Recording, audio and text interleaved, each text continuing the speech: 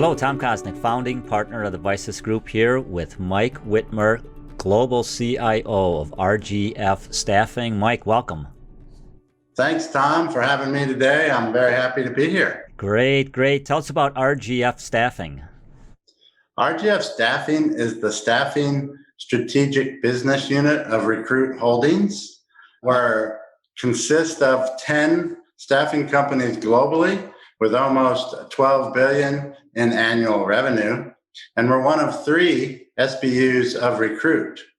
As most of you may know, the others are our HR Tech SBU, which is Indeed and Glassdoor, and our Media and Solutions SBU, which is our domestic business in Japan, focusing on lifestyles, career, household, and other services. Fantastic.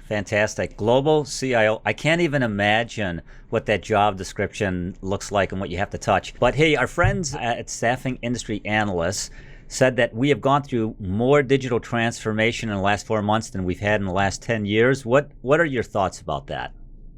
That's an interesting assessment, but I would say just because we're all doing a lot of video calls and web collaboration does not mean we're all of a sudden all digitally transformed.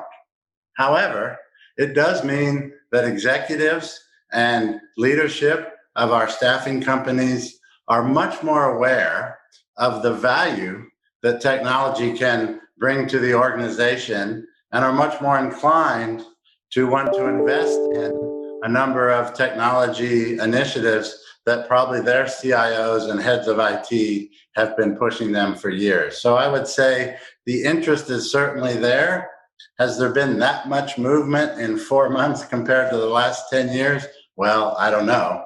But I do know that now is the time to embark on initiatives where you develop a long-term technology plan that can bring about digitization and create value within your staffing company. And there's really 4 components of that I believe are important. One is simplification.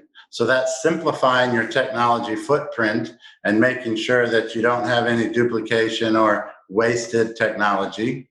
The other is digitization. So leveraging technology to drive efficiency and productivity.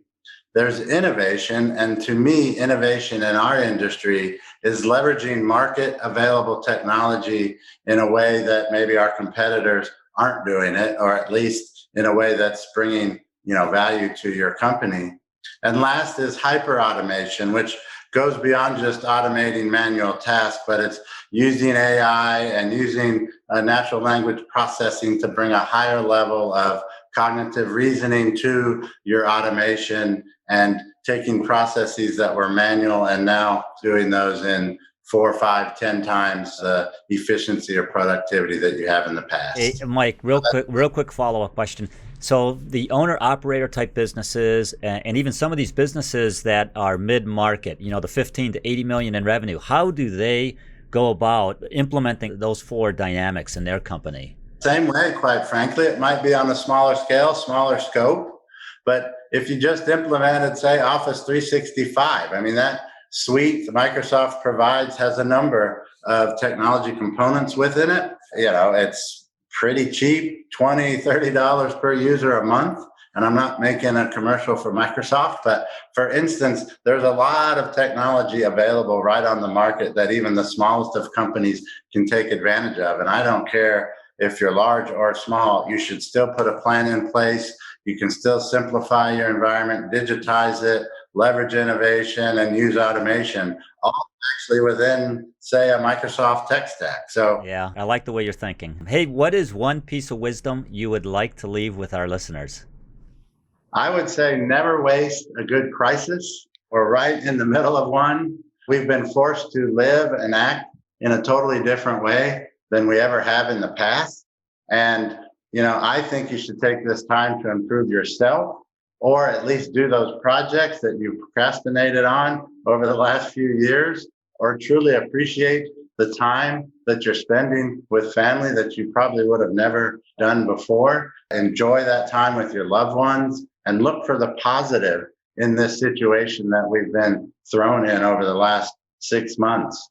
I've done so. I happened to start some weight loss prior to COVID, actually, but COVID was a real momentum driver, and it's allowed me now to lose 97 pounds in the last 6 or 7 months. And hopefully, when I go back to traveling the globe again, I don't put it back on. That's now my next goal. But yeah, never waste a good crisis. Mike, such an honor. Thank you so much for being part of our 3 Minutes of Wisdom. Thank you very much, Tom.